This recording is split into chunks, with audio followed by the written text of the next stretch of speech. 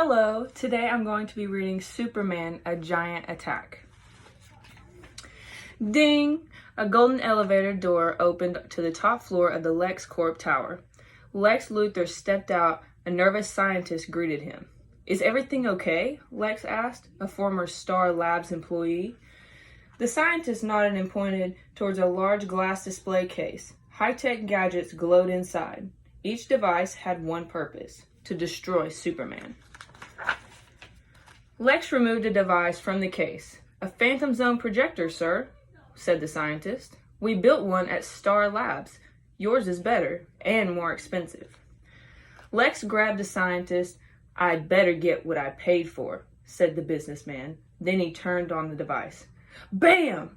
Suddenly, two Phantom Zone criminals appeared in front of them. Finally, we're free, said Zod. I wouldn't say free, Lex told the criminals. What do you want? Asked Feora.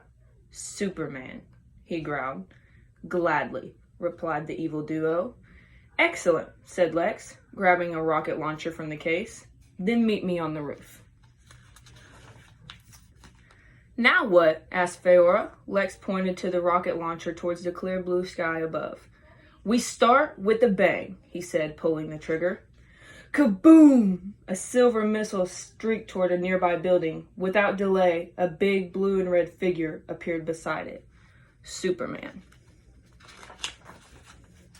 With super speed, the Man of Steel soared behind the missile and grabbed the tail. Time to put the brakes on this situation, the superhero said.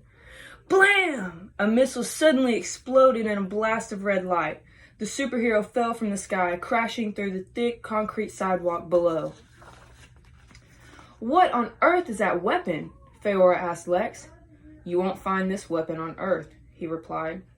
I've made the newest form of red kryptonite. On the ground below, Superman grew and grew. You fool! Shouted Zod. Do you know what kind of mess you've made? A giant mess, Feora answered. The Man of Steel stood taller than the LexCorp building. The superhero stared at the tiny villains with his giant red eyes. You're all in big trouble, joked Superman. Zod and Feora circled Superman's head like two pesky bees. The bigger they are, Zod began, the harder they fall, added Feora.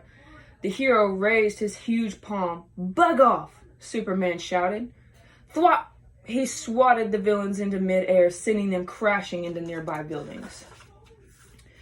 The evil duo flew at Superman again. They punched him over and over with their teeny, pin-sized fist. I'm growing tired of you two, Superman said, letting out a yawn. A gust of super breath escaped his mouth. The villains fell to the ground, covered in a layer of ice. Zod and Feora quickly flew back to the LexCorp building. Get back here, cried Lex. You still owe me for your freedom. Until that red K wears off, said Feora. We'd be crazy to stay and fight him. Then our deal is dead, said Lex, starting the Phantom Zone projector. With a push of a button, he sent the evil duo back to their prison. Superman's giant fingers suddenly smashed through the nearby window. Lex hid behind the display case. The superhero searched the room with his X-ray vision.